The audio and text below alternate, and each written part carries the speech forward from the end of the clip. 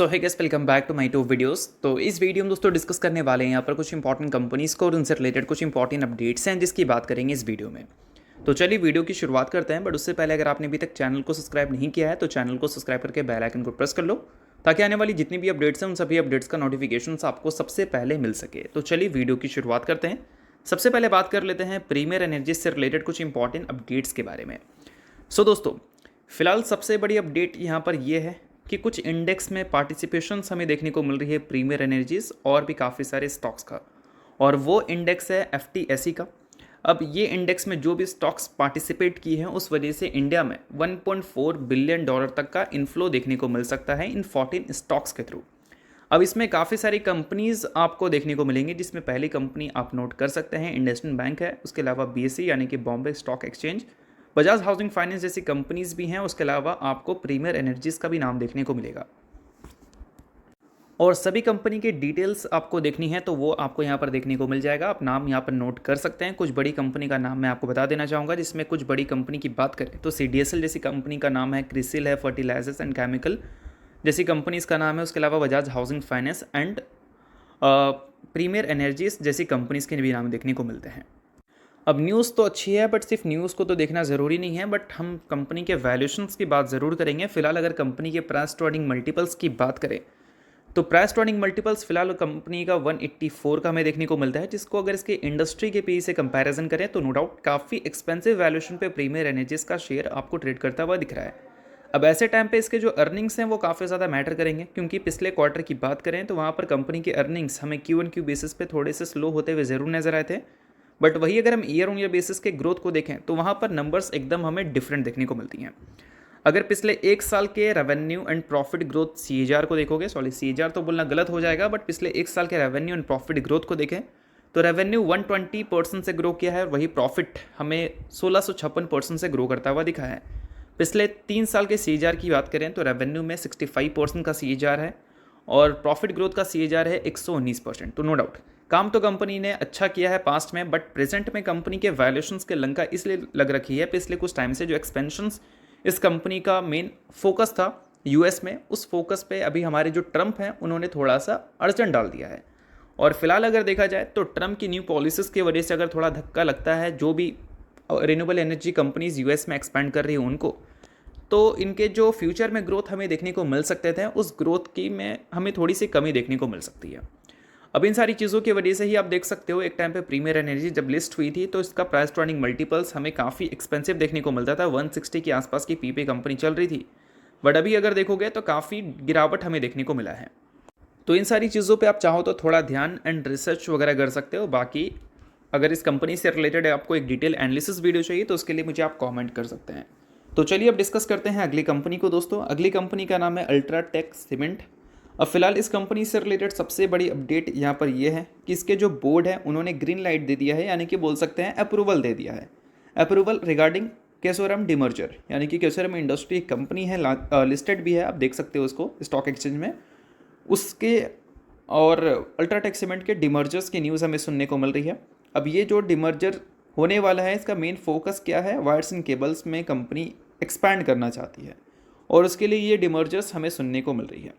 अब फिलहाल इसके रेशोज़ की भी बात कर लेते हैं। रेशोज़ यहाँ पर यह है कि अगर आप केशोरम इंडस्ट्रीज़ के शेयर होल्डर हैं और अगर आप 52 इक्विटी शेयर्स को ऑन करते हैं तो उसके बदले आपको एक इक्विटी शेयर मिलने वाला है अल्ट्राटेक का। सो ओवरऑल ये है इसका स्वैप रेशो। और बाकी आपको इस कंपनी से रिलेटेड अगर कोई डिटेल वीडियो चाहिए तो उसके लिए मुझे आप कमेंट कर सकते हैं, किसी नेक्स्ट वीडियो में उसको कवर करने की कोशिश हम करेंगे।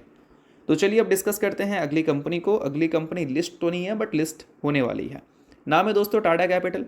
फिलहाल इस कंपनी के बोर्ड की तरफ से अप्रूवल मिल चुका है IPO प्लान के लिए। आप सभी को पता है कि सेबी ने कुछ रेगुलेशंस लाई थी कि जो भी बड़ी बड़ी कंपनीज है फाइनेंस की उन सभी कंपनीज को मार्केट में होना पड़ेगा लिस्ट, और इसके लिए काफ़ी सारी बड़ी कंपनीज लिस्ट को लेकर ऑलरेडी हमें अपडेट्स दे चुकी हैं।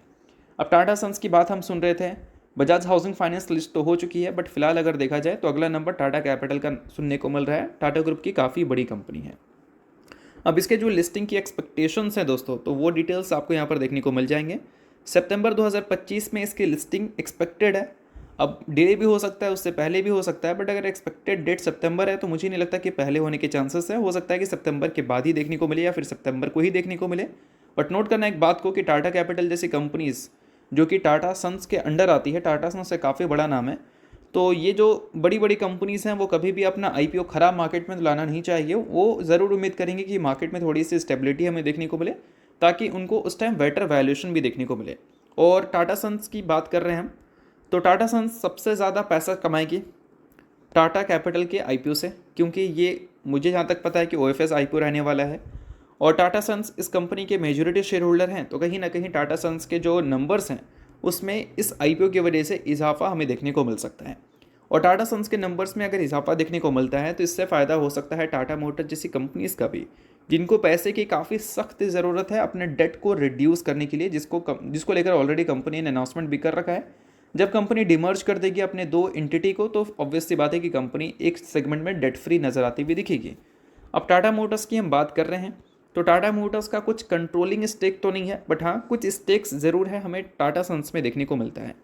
टाटा सन्स में फ़िलहाल टाटा मोटर्स का स्टेक है 3%। जैसा कि आपको पता ही होगा कि टाटा मोटर्स की जो पेरेंट कंपनी है वो भी टाटा सन्स ही है, और पेरेंट कंपनी के स्टेक्स टाटा मोटर्स के पास भी है, जैसा कि हमें जियो फाइनेंशियल सर्विसेज में देखने को मिलता है। अब देखा जाए तो वो रिलायंस इंडस्ट्रीज से अलग होकर एक सेपरेट एंटिटी बनी, बट रिलायंस इंडस्ट्रीज़ का स्टेक और जियो फाइनेंशियल सर्विसेज का स्टेक दोनों एक दूसरे पे आपको मैच करता हुआ दिखेगा। इट मीन्स रिलायंस तो जियो के स्टेक्स को ओन करती है, बट जियो फाइनेंशियल सर्विसेज भी कुछ हिस्सा रिलायंस इंडस्ट्रीज़ का ओन करती है, जहाँ से डिविडेंड जो आता है वही dividend as a profit as a revenue हमें देखने को मिलता है फिलहाल उनके फाइनेंशियल स्टेटमेंट में। तो ये एक बड़ी न्यूज़ है अगर आप टाटा मोटर्स के शेयर होल्डर हैं, और अगर आप शेयर होल्डर नहीं है तो आप इस चीज़ को सिर्फ नोट कर लो, बाकी इग्नोर भी कर सकते हो। तो चलिए अब डिस्कस करते हैं अगली कंपनी को। अगली कंपनी का नाम है वारी रिन्यूएबल टेक्नोलॉजीज लिमिटेड।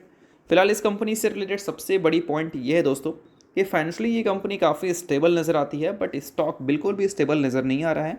क्योंकि स्टॉक की बात करें तो अपने 52 वीक हाई से कितना 72.1% ऑलरेडी ये टूट चुका है। और इस बीच में अगर इसके पेग रेशो की बात करें यानी कि price to earning growth ratio, तो वो 0.19 का है। जब किसी कंपनी का पेग रेशो 1 से कम होता है तो ऑब्वियस सी बात है कि उसको हम एक अच्छा इन्वेस्टमेंट अपॉर्चुनिटी की तरह देखते हैं। बट यहाँ पर मैं आपको कोई रिकमेंडेशन नहीं दे रहा हूँ कि आप बाई या सेल करो या होल्ड करो, ऐसा कुछ नहीं है। बट पेग रेशो के हिसाब से हमें ये ज़रूर नज़र आता है कि जो कंपनी में पास्ट में गिरावट हुई है वो गिरावट थोड़ा सा ज़्यादा हो गया है। मतलब गिरावट तो होना ज़रूरी था, 5 साल में कोई 50,000% से ज़्यादा का रिटर्न देगा तो ऑब्वियस सी बात है कि 60-70% तो गिरेगा। बट वो गिरने के बाद इसका जो करंट वैल्यूएशन है वो कहीं ना कहीं थोड़ा सा अट्रैक्टिव हो चुका है। इस चीज़ पे आप सिर्फ ध्यान दो।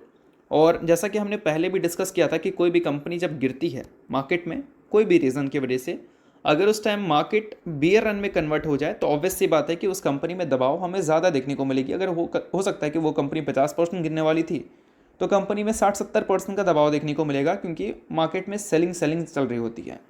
तो उसी वजह से वारी रिन्यूएबल जैसी कंपनी 60-72% आपको गिरती हुई दिखी है। सो एज ए इन्वेस्टर आप इस चीज़ को नोट कर लो कि वैल्यूएशन वाइज अगर देखा जाए तो कंपनी थोड़ी अट्रैक्टिव है, और इन्वेस्टर नहीं हो तो आप कंपनी को रिसर्च कर लो। तो चलिए ये सारी कुछ इंपॉर्टेंट कंपनी से रिलेटेड इंपॉर्टेंट अपडेट्स थी जिसकी बात की हमने इस वीडियो में। होप करता हूँ वीडियो आपको अच्छा लगा होगा। लाइक कीजिए, पहली बार सब्सक्राइब कीजिए। वीडियो के लिए बहुत बहुत शुक्रिया।